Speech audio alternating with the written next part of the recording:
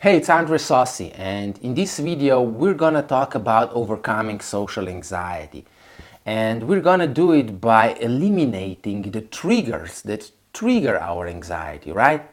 You see, we know that it's our amygdala, a small part of our brain that functions as a smoke detector and actually triggers the alarm in social situations, the alarm that is supposed to warn us about the potential danger of this social event, right? And it's because our brain wants to protect us from getting emotionally hurt.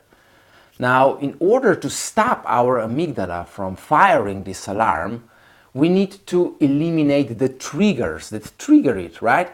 And the triggers are our negative limiting beliefs, right? These are the beliefs that we have about ourselves and about other people. And these are the beliefs that actually help us represent the reality, the situation to ourselves, you know? And if we have limiting beliefs about ourselves and about other people, we feel threatened in social situations, you know, we feel unsafe, we are not at ease, right? And this is not good. This makes us avoid social situations and this makes us feel anxious. So we need to get rid of these limiting beliefs that trigger the amygdala to fire the alarm to warn us about that danger. So how do we do that? How do we eliminate our negative limiting beliefs? Well, first we need to identify them, right? Because if we want to change something, we need to first know what needs to be changed in order to be able to change it, right?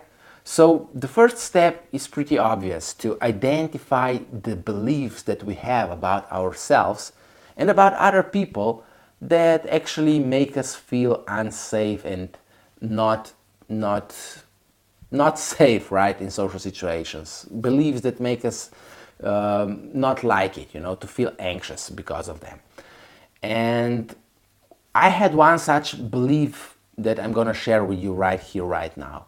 And my belief was that if I showed my weaknesses, people will reject me. You know, they would make fun of me, they would reject me, and I could get embarrassed because of it. And this is a limiting belief that actually hold me back in life, because this was just one of those beliefs, right?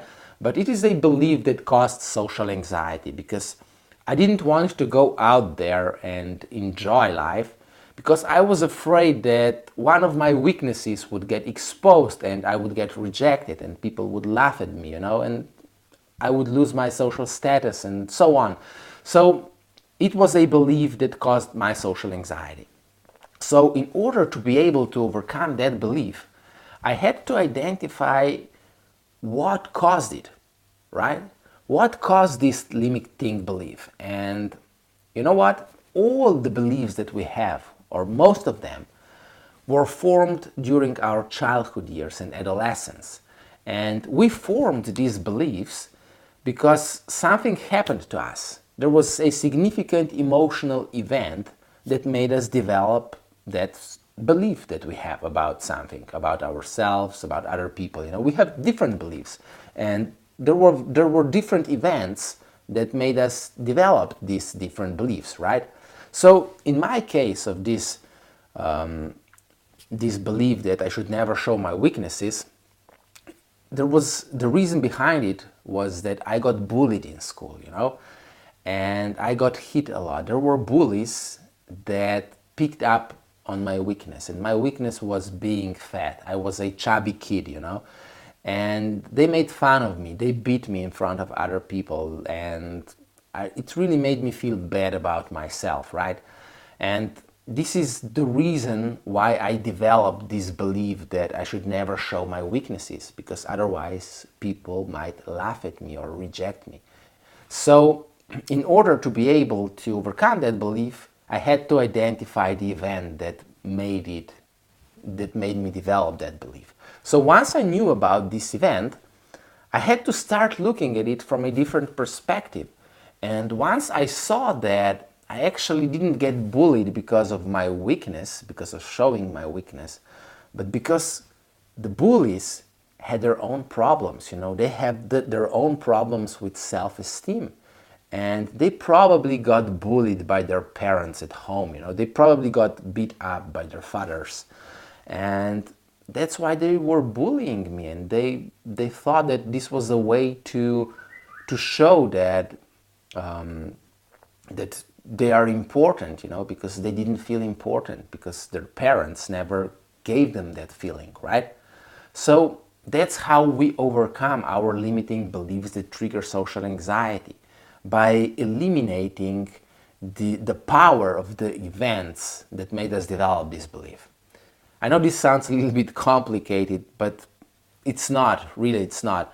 We just need to think about these moments and start looking at them from a different perspective and reframe these events so that they lose power, And once these events lose power, this belief also loses its power. So it's not as strong anymore, and we can replace it with a better belief that doesn't make us feel anxious in social situations. You see, you just got to see beliefs like tabletops, We have a belief, and there are legs that support this tabletop. And these legs are events that support this limiting belief, right? So if we have a belief that we should never show our weaknesses, there was probably at least one event that supports this belief. And if there are many, and we need to chop these legs of this belief. And once we chop these legs, once we work on these events that support this belief, and we make these events emotionally far less intense, then this belief loses its power and it doesn't trigger social anxiety anymore. Now, this is a process, of course, and it usually takes quite a few weeks, to really deal with your limiting beliefs and really see a huge difference in your social anxiety and social confidence, And it's a very rewarding process because it really changes your life. Now, sometimes we actually need results right away, We have a situation where we get very anxious, like going to work. Every day you have to go to work, and in this case, you might want to try something else to lower the intensity of your anxiety in these moments.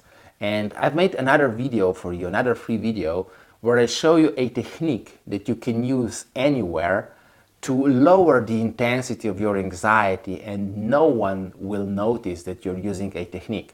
And of course, you can watch this video by clicking somewhere on the link below this video.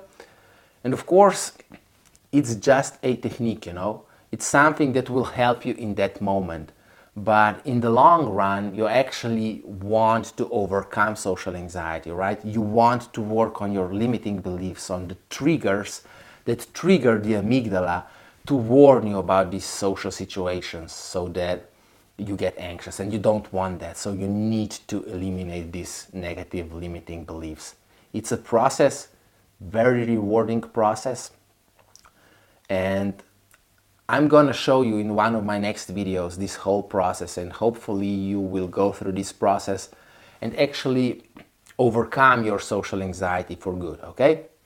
Now, that's it for this video. I hope that you have found it helpful, and of course, if you want to use that other technique that I have that helps you lower your anxiety in that moment, check the link below this video and see you in that video.